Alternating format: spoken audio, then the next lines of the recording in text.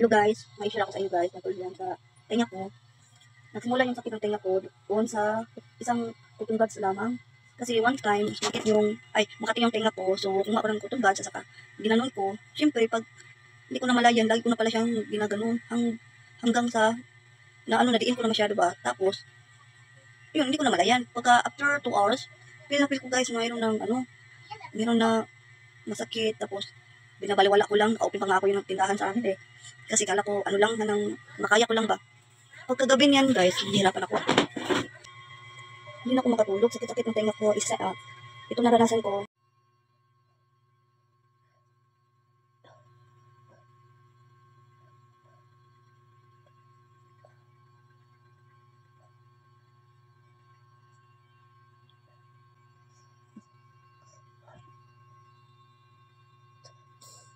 First day, na nagsakit yung tenga ko, iyak na iyak ako kasi dito, masakit dito na.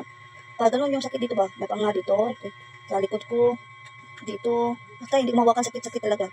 Pagkatapos niyan, iyak na ako, kumuha na ako ng Vicks, pinahay ko dito, tapos wala din akong mga gamot na piniliver, wala talaga. Iniis ko lang kasi gabi na kasi yun. Nagising kasi ako, may napansin ako, kala ko may pasok na yung mga insekto ba. Pero kung sa pala yun dahil sa ginano-ganon ko ba. Iyak na ako, hindi ko na alam gagawin, matagal pa mag-umaga, mga 2 AM pa lang yun, na time na yun. Iyak na ako, sabi ko, habang nag-scroll ako sa YouTube kung ano mga dapat gawin, kahit nasakit na dito. Then may nakita ko doon na tested ng proven na airdrop siya guys, niya. Tapos, nagbasa ko sa mga comment, good siya talaga, mga good, mga nakaranas sila ng ganun, tapos binili nila yung na airdrops, tapos 3 days lang nawala na yung sakit. Tapos kakain sila ako talaga guys, 2 araw talaga akong binakakain, gawa yung sakit. Kapag ganun ako, nguya ako, sakit talaga. Yun, lagi akong tubig noon, kain ng mga sabaw-sabaw, yun lang kinakain ko, nangayayat na ako. Charot, yun. Pagkatapos noon guys, nagbili na ako. Hindi na muna ako nagpa-check up, napunta muna ako sa botika. Ayun, nabili ko siya ito. Pupunta na sana ako sa nung na time na yung doktor. Pero nabili ko na yung mga ito na pagkahapon kasi habang nag-adjust ako, nag-inom ako ng gamot. Hindi pa rin yung sakit. Nagbili na ako ng mga pinami, piniliver, then antibiotic na amoxicillin, then airdrops. Tapos nabili ko guys. Then, yun, ininom ko yan sila, tapos nag-airdrops ako. Pagkatapos nun, masakit pa rin yung sakit niya pag inom ng piniliver, mga after 1 hour na wala na yun, pero pabalik pa rin. Yun, sabi ng husband ko, kailangan ko daw magpa-check up na sa specialista yung mga ears, nose, eyes na doktor. Sabi ko, 2 hours pa biyahe, malayo kasi dito sa amin. Tapos, pera na naman, gasto na.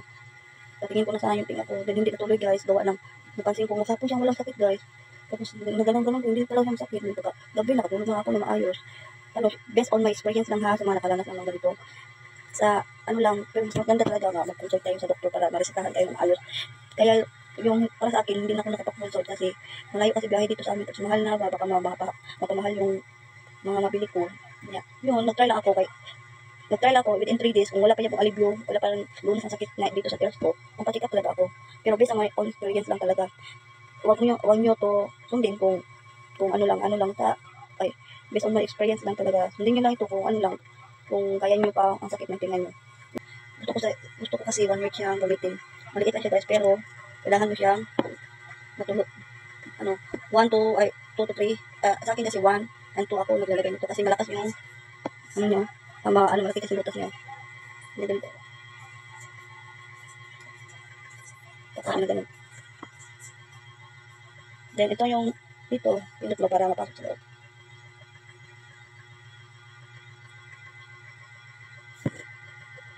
Mabibili nyo lang ito guys sa butika talaga, sa butika. Screenshot nyo lang. Mag-send lang ako, may papakita ako sa inyo para makita nyo ako. Basta, guys, stick and proven talaga. Hindi na, wala nang sakit. Kala ko mabibingin ako. Katulong din sa inyo to. Pero mas maganda magpa-check up talaga tayo sa specialista ng mga ears. Para sila kasi nakaalam kung anong klaseng sakit. Kung nandun na ba siya sa, ang tawag yan, sila kasi nakaalam kung anong klaseng sakit. Baka gala na masyado ba. Yun lang guys. God bless everyone. Ito na guys, reveal ko na. Yan nyo lang to guys, screenshot. Then hanapin niyo sa butika. Nasa 400 plus ata to. Pagbili ko dito kasi sa amin, 495. Baka sa inyo mawala lang to. Lang guys. Ang ganda to gamitin. Pero, based on my experience lang ha. Pero sa tingin nyo guys nga, sa loob ng 2 days, wala pa rin. Pag-check up na talaga. Kasi yung doktor lang talaga ang nakaalam. Salamat guys.